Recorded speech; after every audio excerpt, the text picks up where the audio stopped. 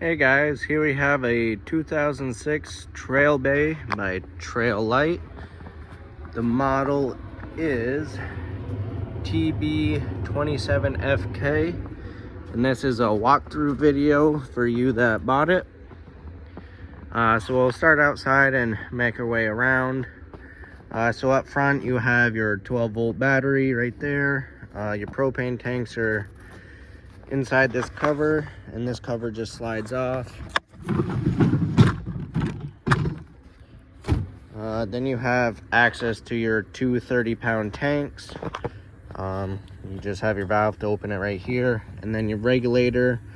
You can switch this lever to draw from whatever tank you want, and then this right here will tell you if there's gas going through or not. Right now it's green. If it goes empty, then it'll go completely red. Get some of this snow off. You can access the tanks without taking the whole cover off. So you got these little nuts right here. You untwist them, loosen them up, and then you can push them away, and then this top piece will flip open. And then you can turn your tanks on and off from there.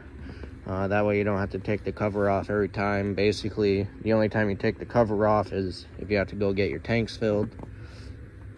Then you got your front tongue jack here to lower and raise the front of the trailer. You got your chains, and then your 7-way for your lights and brakes. Then you have a breakaway cable here, which is connected to this box, and that is basically your emergency brake. So that'll get connected next to your chains with a carabiner that we put on. You won't hook them to your chains because then it won't work properly. You got an outside light here, and then this will flip open, and then you have a little window in the kitchen area right there. To the side you have an outside shower here, and then this is your slide. You do have access to storage under the dinette bench from outside. Then under here you have two sewer exits right here. The one way over to the left up front, that's going to be for the kitchen sink.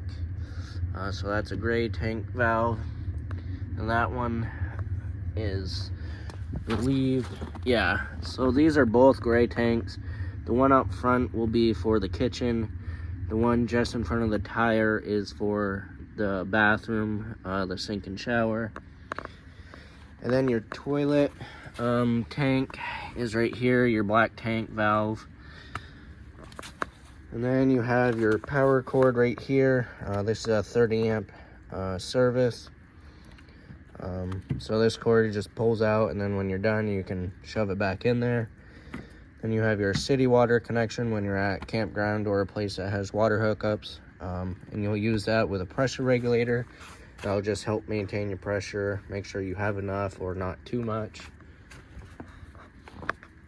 Then you got storage in the rear, and you do have stabilizer jacks. There's one on each corner. You want to get the unit leveled first. So to level it side to side, you'll have to back up on blocks to level it that way. And then once it's leveled side to side, then you can unhook from your tow vehicle and then use the front tongue jack to level it front to back. Once it's completely leveled, then you'll crank down the stabilizer jacks until they hit the ground, or if you put some blocks under it. And then once they're touching, you just give it half to 3/4 of a turn just to put a little pressure on it. You don't want to try and level the unit with those because they're only made for stabilizing.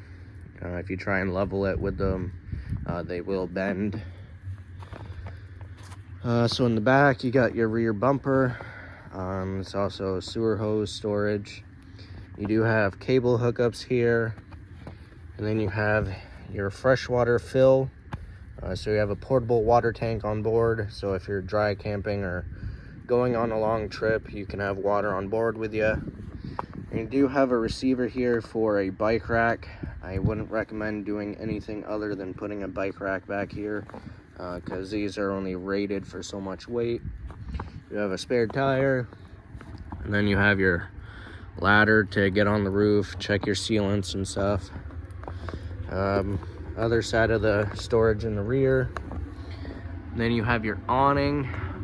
This is a manual awning, and I'm not gonna roll it out because obviously it's covered with snow, but it's also cold, so it'll take a chance of cracking the fabric. But on each side you have these knobs. You just want to loosen them.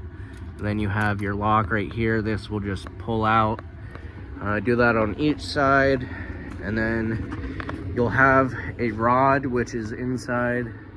Actually, for this one, you do have a lever here, so you pull it down for lock for travel and then push it up, and then you'll be able to roll it out.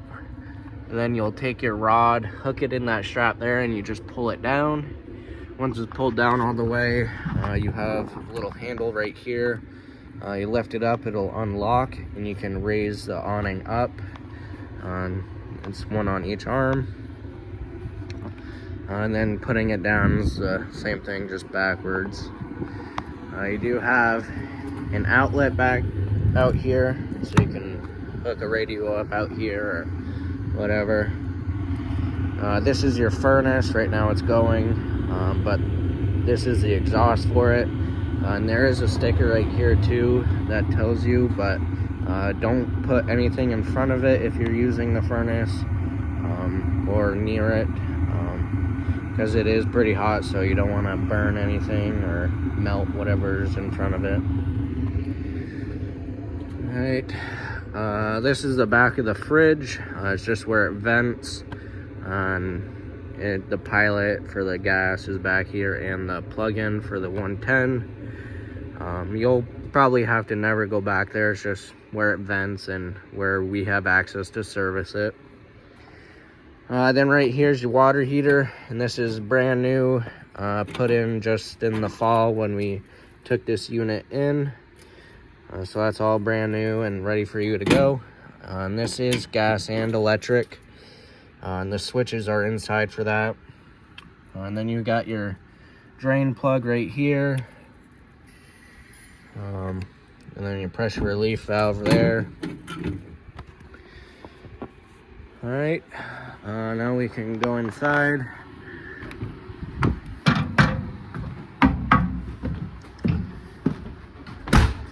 All right, to the left when you walk in, you have a couple switches here. The second one in will be for the ceiling light. The rest are, you have to hit the switch.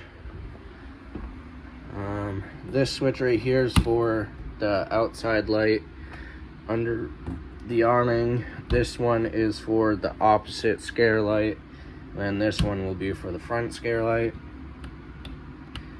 Then you have your slide room switch.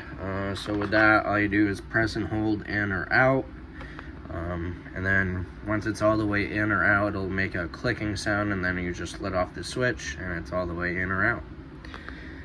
Your thermostat's right here, and this will control your furnace and air conditioner. So this switch right here, right now it's down, it's on furnace, and then if it's hot out or whatever, you want your air conditioner on, you'll flip it up to cool, and then in the middle for off. You got your fan control speed for the air conditioner. You have high and low, and then if it's kind of mild out but not hot enough to have the air conditioner on, you can just turn the fan on and circulate some air. So you just flip that on, and then high and low. And then if you're not using it, just make sure it's an auto, especially if you're going to use your furnace or air conditioner. You want to make sure that's always an auto. And then you got your temperature control right there. Outlet and TV hookup there. Some storage and more storage here. You got a DVD player, which is also your radio. And you got a nice hanging closet here. And this is the rod I was telling you for the awning. So you got your handle here, and then This part right here will just go into the strap. And then that pipe right there is a vent for the tank. So just be careful of that. Right here, next to the door, you have your fuses and breakers. It's all labeled for you. And you got a nice little couple hooks for some coats. Right above is the crank for the antenna. So if you want to watch TV, pick up local channels or whatever, you can crank that up, and then you'll pull down on this, and then you can rotate it to try and get a better signal. And then you got your speakers for the radio and DVD player. Then you got a vent here, and then this is your kitchen area. So you got your fridge, your stove and oven, sink, microwave, and a whole bunch of storage. And your stovetop does have a sparker right here, so all you do is just turn that to light and then hit the sparker a couple times and it'll light right up. For the oven, you will need to use a grill lighter to light the pilot, which the pilot is right there. You just light your lighter, put it next to the pilot, then you turn this knob to pilot and you push and hold it. Once that pilot is lit, you will hold that in for 10 or 15 seconds because there's a thermocoupler next to the pilot that senses the flame.